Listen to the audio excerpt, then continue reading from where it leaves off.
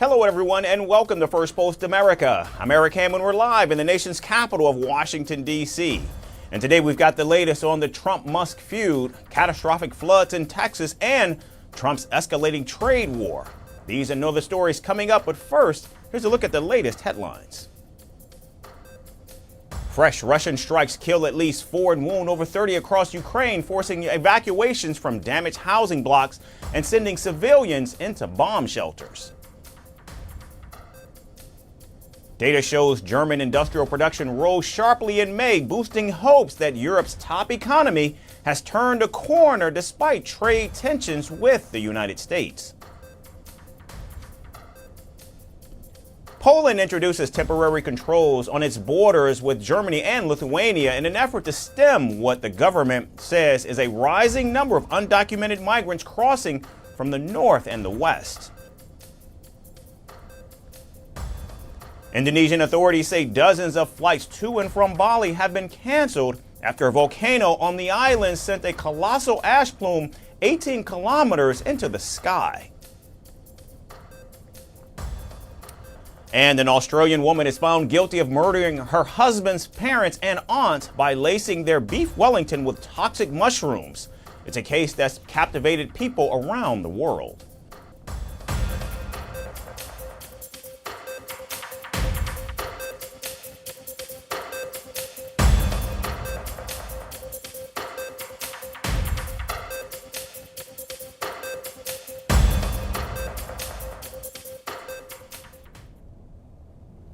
The feud between President Donald Trump and his once close confidant Elon Musk has officially gone off the rails into the heart of America's political system. What began as a powerful alliance is now turning into one of the most dramatic public fallouts in recent political memory. The tech entrepreneur announced the formation of a new political force, the America Party. Taking to X, the Tesla CEO declared, quote, "By a factor of 2 to 1, you want a new political party? And you shall have it," end quote. He further promised it would break the grip of the two-party system and restore freedom to American voters. Now, since the announcements of the launch, Tesla shares fell nearly 7% in pre-market trading, which again reignited investor concerns about Elon Musk's commitment to the electric vehicle maker's future. President Trump was also quick to hit back, calling the move ridiculous and accused Musk of fueling chaos. Further sharpening his attacks, he branded Musk a train wreck, accusing him of going off the rails in recent weeks. Trump slammed the idea of a third party, claiming such ventures have never succeeded in the United States and would only confuse voters. I think it's ridiculous to start a third party. We have a tremendous success with the Republican Party. The Democrats have lost their way, but it's always been a two-party system. And I think starting a third party just adds to confusion. It really seems to have been developed for two parties. Third parties have never worked.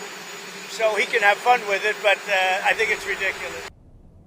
Now, since the announcement of the America Party, Mark Cuban, a Democratic billionaire who is mostly at odds with Elon Musk and who backed former Vice President Kamala Harris in the 2024 election, has shown interest. Cuban aligned himself with the Tesla CEO's mission to break the two-party system of U.S. politics. In fact, not just Cuban, but even former member of Trump's first administration, Anthony Scaramucci, who also endorsed former Vice President Harris, offered his assistance and said his DMs are open.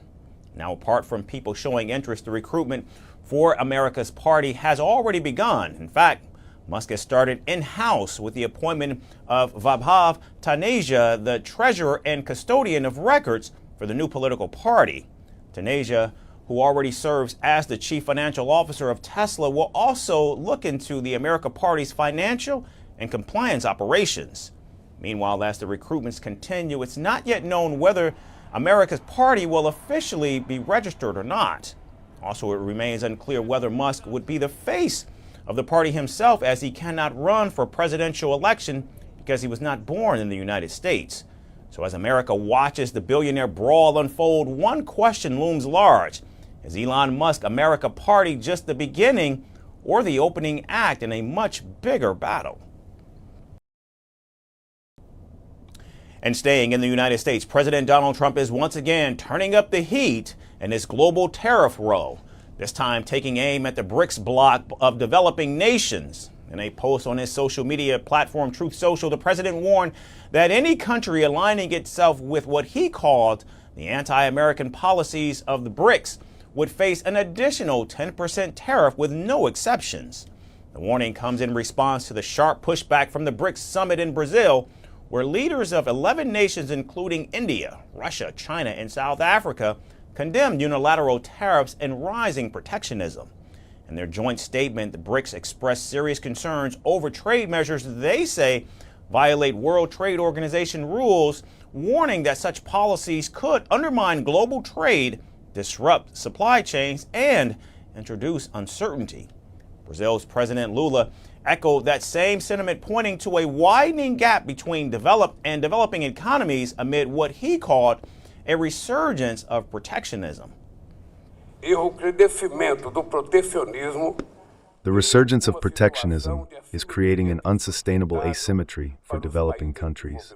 It will not be possible to restore confidence in the WTO, World Trade Organization, without promoting a fair balance of obligations and rights that adequately reflects the interests of all its members.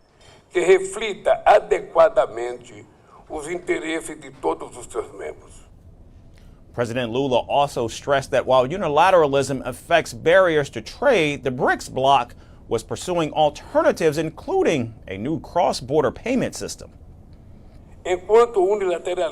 While unilateralism creates barriers to trade, our bloc is working toward faster, cheaper, and more secure cross-border payment systems. Now, following President Trump's threats, China stressed that the BRICS is not seeking confrontation, adding that the grouping favors dialogue over discord. The BRICS mechanism is an important platform for cooperation between emerging markets and developing countries, advocating openness, inclusiveness, win-win cooperation, and non-confrontation, not against any country. With regard to the imposition of tariffs, China has repeatedly stated its position that there are no winners in trade wars and tariff wars, and that protectionism has no way out. Meanwhile, South Africa also responded to Trump's warning, insisting it's quote-unquote not anti-American and remains actively engaged in trade talks with Washington. Now, to put this in perspective, the tensions come as President Donald Trump moves to enforce a sweeping tariff package first announced in April on what he called Liberation Day levies, imposing a 10% baseline duty on all imports from major partners as well as reciprocal tariffs. The president initially paused the reciprocal tariffs for 90 days amid market volatility, but that reprieve is scheduled to end this week. Now, the administration has reportedly pushed the implementation date to August 1st, giving countries a final chance to strike trade deals with Washington. And President Trump on Sunday said some trade deals had, in fact, been made with trading partners, and letters would go out to other countries notifying them of higher tariff rates. There are going to be tariffs, the tariffs are going to be the tariffs. I think we'll have most countries done by July 9th, yeah. Either a letter or a deal. But they go into effect on August 1st. The tariffs go into effect August 1st, but the president is setting the rates and the deals right now. So far, only a handful of deals have been publicly announced, including agreements with Britain and Vietnam, alongside a temporary easing of tariffs between the United States and China. Furthermore, the European Union and the U.S. negotiators also held talks over the weekend, with France's finance minister expressing hope for a breakthrough.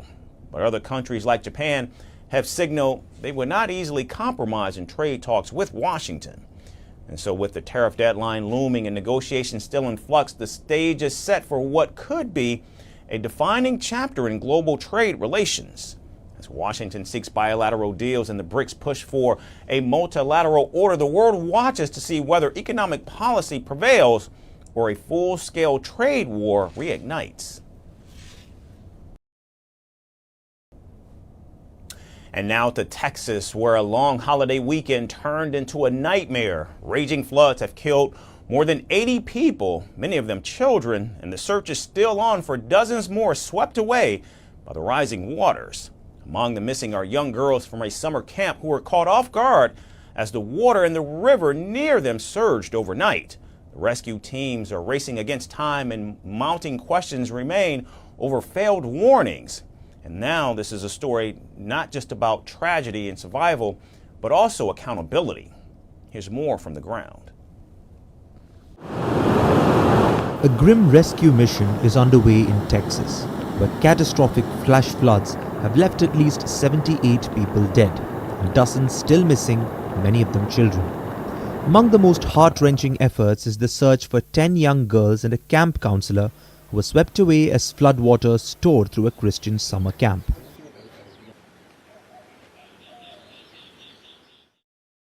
In Kerr County, the epicenter of the devastation, officials confirmed that 40 adults and 28 children were killed, with another 10 lives lost in the surrounding areas. And the toll is expected to rise. Officials say at least 41 people remain unaccounted for across the flood zone. The worst of the flooding struck as families and holiday campers celebrated the 4th of July weekend.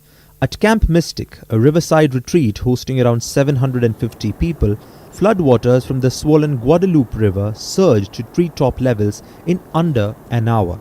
The water smashed cabin windows, overturned beds, and swept children away out of their dorms. Rescuers deployed 17 helicopters and ground teams across the region, with hundreds of volunteers joining from across Texas. One search team led by local residents recovered 3 bodies, including a Camp Mystic girl found entangled in a tree. The US Weather Service warned that slow-moving thunderstorms could bring more flash floods across already saturated terrain. In some parts of Kerrville, the Guadalupe River rose by almost 26 feet, nearly the height of a 2-story building in just 45 minutes. Experts have long dubbed this region of Texas as Flash Flood Alley, given its susceptibility to sudden and intense rain events. Scientists say climate change is amplifying such extreme events, making events like this more common and more deadly.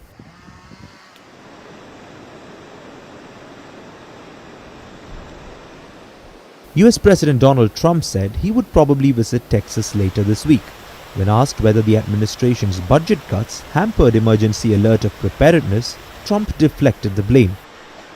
He said, and I quote, "This was a 100-year catastrophe that nobody expected. It was a Biden setup." Meanwhile, First Lady Melania Trump also faced criticism for posting thoughts and prayers online. She wrote on X that her heart goes out to the parents in Texas during this difficult time. Her statement was met with backlash from critics, who called it inadequate given her husband's role in cutting disaster response funding. Several users cited a warning from former weather officials, who had cautioned that such budget cuts could lead to avoidable deaths in major disasters. As Texas braces for more rain, emergency crews continue to wade through rivers of debris, broken homes, and mounting heartbreak. Reconstruction is still a distant dream, as many roads remain impassable. While officials maintain hope of finding more survivors, the weight grows heavier with every passing hour.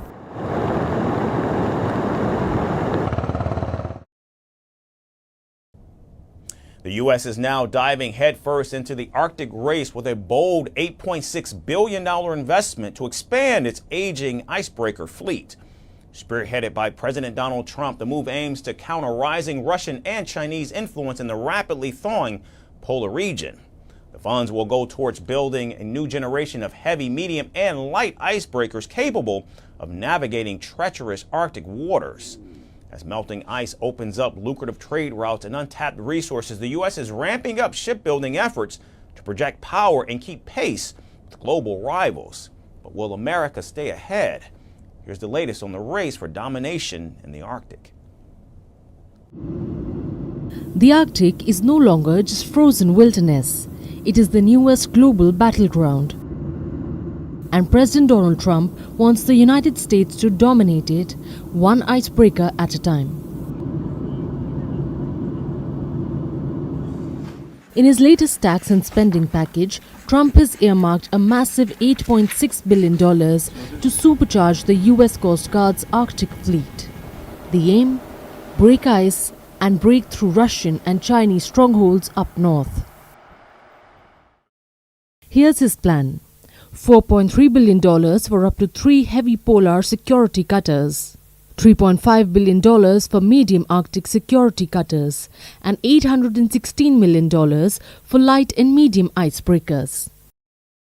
These ships won't just float, they will slice through frozen seas with reinforced hulls and razor-sharp bows built for brutal conditions.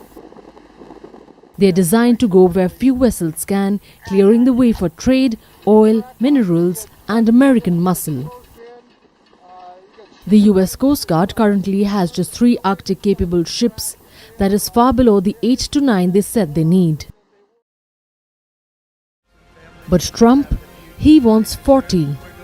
His goal is simple: restore America's dominance at sea and push back against China's exploding shipbuilding empire. But this isn't just about ships, it's about strategy. Melting ice is revealing new trade routes that could rival the Suez Canal. The Arctic shipping could connect Asia and Europe faster than ever before.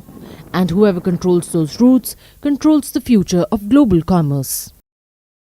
Russia knows this very well. It already boasts the world's largest icebreaker fleet, 57 vessels strong. China is racing to catch up as well. The two have even joined forces, vowing to decisively counter the United States' influence in the region. But America isn't going in alone. Last year, the US formed the Ice Pact with Canada and Finland, an ambitious plan to build 70 to 90 icebreaking ships in the next decade to project power into the Arctic and defend international law. And to make it happen, American shipyards are springing into action. Louisiana Bollinger Shipyards and Edison Quest Offshore have joined hands under the United Shipbuilding Alliance. They are racing to deliver the first polar security cutter from Mississippi. But it is not smooth sailing. The project, delayed and over budget, has already raised red flags. A Congressional Budget Office report pegs the cost of just 3 cutters at $5.1 billion, 60% higher than the Coast Guard's own estimates. Still, competition is fierce. Canadian giant Davie Shipbuilding is entering the US market, buying up shipyards in Texas. Singapore-based Keppel Amphils is another contender. But buying foreign-built ships may need a presidential waiver, thanks to US law protecting domestic suppliers. The Coast Guard, meanwhile, is already taking delivery. Its first new polar icebreaker in 25 years, the modified cutter Taurus, built by Edison Quest, set sail in June. It joins a sparse fleet that includes the Polar Star and the Healy. With billions flowing, alliances forming and temperatures rising, both literal and geopolitical, the US is crashing back into the Arctic game. The ships are coming, but so is the storm. And today we end in the Middle East. Israel has carried out a series of airstrikes on Houthi-controlled ports and infrastructure in Yemen in response to what it describes as repeated missile attacks by the Iran-backed group. Tel Aviv said it struck the ports of Hodeidah, Ras Isa, and Salif, along with the Ras Khanib power station sites it claims were being used to transfer weapons from Iran for attacks on Israel and its allies. Israel said it also targeted the Galaxy leader, a Bahamas flagged ship seized by Houthi rebels about 2 years ago, which it says was being used to monitor maritime traffic in the Red Sea. As part of Operation Black Flag, the IDF has now forcefully struck terror targets of the Houthi terror regime. As I warned, the fate of Yemen is the same as the fate of Tehran. Anyone who tries to harm Israel will be harmed, and anyone who raises a hand against Israel will have their hand cut off. The Houthis will continue to pay a heavy price for their actions. Now, hours after the strikes, the Israeli military said 2 missiles were launched from Yemen and attempts were made to intercept them, but the results of interception were still under review. The Israeli ambulance services said it had not received any calls regarding missile impacts for casualties following the launches from Yemen. The Houthis claimed they'd successfully repelled attacks from Israel and that the Yemen's air defenses remained on high alert. Yemeni air defenses effectively repelled the Israeli aggression and forced a significant portion of its formations to retreat, using a large salvo of locally manufactured surface-to-air missiles. Our air defenses are ready and prepared to confront Israeli aggressions on our country with full strength and capability. Now, since the start of the war in Gaza in October of 2023, the Iran-aligned Houthis have fired projectiles at Israel and at ships in the Red Sea, disrupting global trade and what it says are acts of solidarity with the Palestinians in Gaza. The latest escalation comes as the Israeli Prime Minister Benjamin Netanyahu arrives in Washington for talks with President Donald Trump. The meeting, which is the third between the two leaders since Trump returned to office in January, comes amid renewed efforts to broker a ceasefire deal in Gaza and secure the release of remaining hostages. Before his departure to Washington, Benjamin Netanyahu said on Sunday his talks with President Trump could likely help advance a deal. We are working to achieve the deal that has been discussed under the conditions we have agreed to. I have sent a team to negotiate with clear instructions. I believe that the conversation with President Trump can definitely help advance this outcome, which we all hope for. Thank you. Meanwhile, President Trump echoed that sentiment, expressing confidence to reporters that a deal could be reached as early as this week. Let's do a deal on Gaza. We could have it this week. I think there's a good chance we have a deal with Hamas during the coming week, pertaining to quite a few of the hostages. Yeah. You know, we've gotten a lot of the hostages out, but pertaining to the remaining hostages, quite a few of them will be coming out. We think we'll have that done this week. Now, talks between Israel and Hamas over Gaza have been taking place in Qatar since Sunday, but so far there's been no breakthrough. Reports suggest that the first round of indirect talks ended inconclusively, with the Israeli delegation allegedly lacking the full mandate needed to strike a formal agreement. Nonetheless, Netanyahu said he had given his negotiators clear instructions to seek a deal based on terms Israel had already accepted. So far, we have freed 205 out of 255 hostages, including 148 alive. There are 20 living hostages remaining and 30 deceased. I am determined, we are determined, to bring them all back. We are also determined to ensure that Gaza will no longer pose a threat to Israel. This means we will not allow a situation where there are more kidnappings, more murders, more beheadings, more invasions. It means one thing: the elimination of Hamas's military and governmental capabilities. Israel's retaliatory campaign has reportedly killed over 57,000 people in Gaza, mostly civilians, according to the Hamas-run territory's health ministry. The United Nations considers the figures, however, reliable as well. So with airstrikes, ceasefire talks, and regional tensions all in motion, the stakes could not be more higher. And now all eyes are on Washington, where Trump and Netanyahu's talks may determine whether the region moves closer to peace or further into escalation. That's our show for today. We certainly thank all of you for tuning in. We look forward to seeing you right back here again tomorrow. Thanks, everyone, for watching.